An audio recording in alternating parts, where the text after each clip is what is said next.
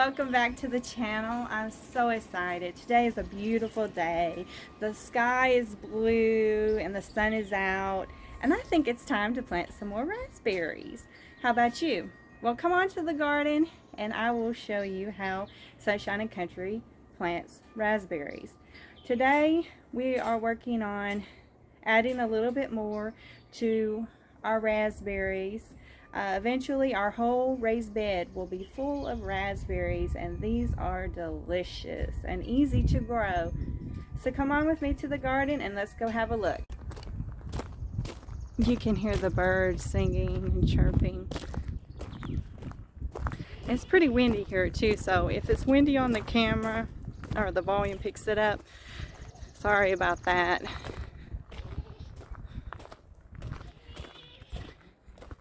We're going to be planting Glen Cove raspberries. Now I'm not sure exactly if I'm pronouncing that right or not. This is a new raspberry bush for us. We have the Lenthum or something like that, and we have the amber, and let's see, what else do we have? I think the heritage. So let me turn you around so you can have a look at these before I plant them. So we got these from Lowe's. That's how much it was. And also that's the name. And they need to be full sun. And if you turn it over onto the back, it will tell you how to plant it. You want to go ahead and remove this stuff off of here. Usually I do this after I plant, but you can do it before. If I get off of there.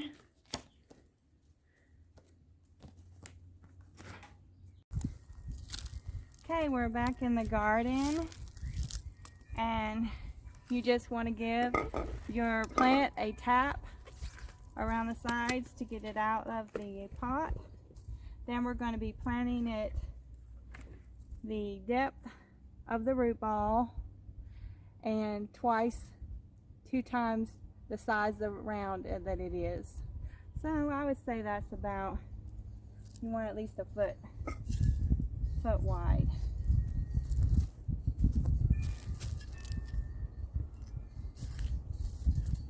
We're planting it in a raised bed, so it's a lot easier to dig.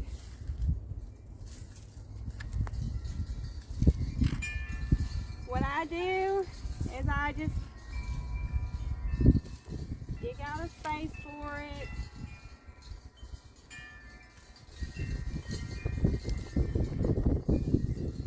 Like that. You can see how great this dirt is. See how rich it is.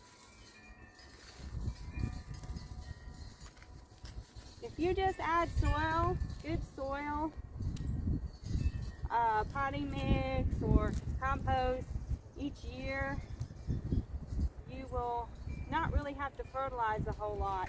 And another way you can tell the soil is really rich and good is when you find these in there.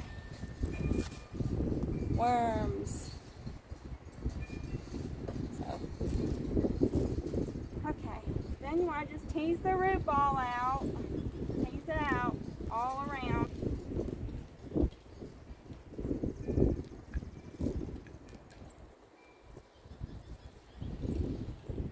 Then go ahead and fill it in.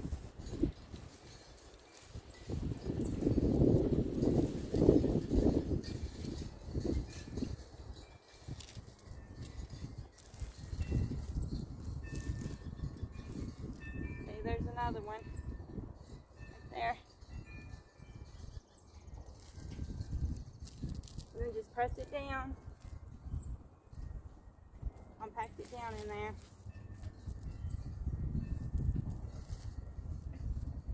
And then you want to give it a good drink of water. Give it a nice drink of water. Let it sit down some. Give it a little bit more. That should be good. Let me show you some of the other ones that I've done already.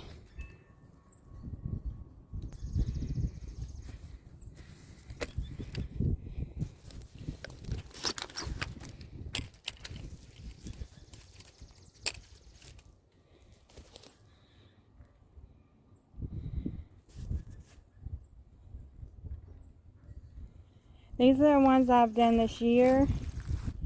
They're all the same variety. The Glencoe or Genco, something like that variety. Eventually I plan to have them all the way down the end. Looks like I got room for 3 or 4 more plants. This is one I planted last year. This is a transplant from this year. And here's some that I planted a couple years ago that I brought from our old house. As far as pruning goes, they don't need a lot of pruning. You can prune them back in the fall or the winter.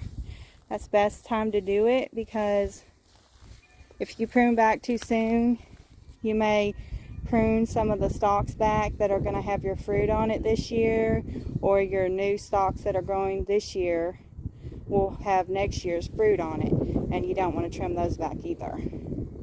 Best way to tell what ones need to be trimmed back is they will not have anything growing on them. Sometimes you'll get some that are like these where they're growing up here, but either they haven't made it all the way up or some of it's dead.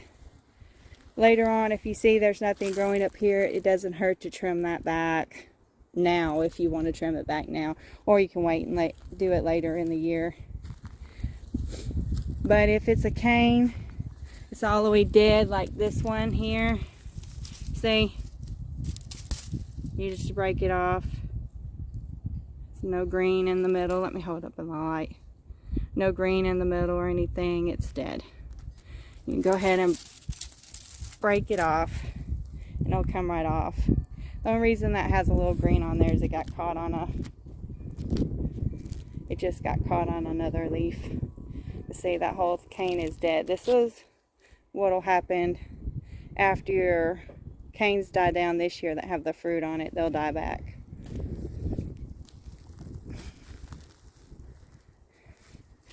So anyways, let me give you a full look at our raspberries. We do have some other things planted in this bed. We have some onions around the perimeter and garlic to try to help keep pests out. Snakes don't like it. They don't like onions or garlic. And I believe some other animals don't either, like rabbits. And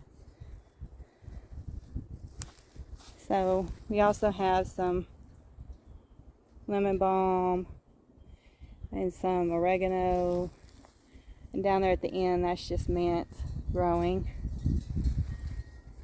But yeah, it's very easy to do. And also, if you have one that looks like this where it hasn't started growing yet, give it a little more time to see if it will or won't. And if by the time everything is flushing out with new leaves and flowering and everything, if it's still looking like this, you can consider just pulling it up, just pulling the whole thing up. But right now I'm going to leave it just to see what happens, and if it doesn't start to improve or show anything, then I'll just pull it up. It usually takes about a year for you to start getting any fruit. I find that 2 to 3 years it starts really producing very well as far as the raspberries.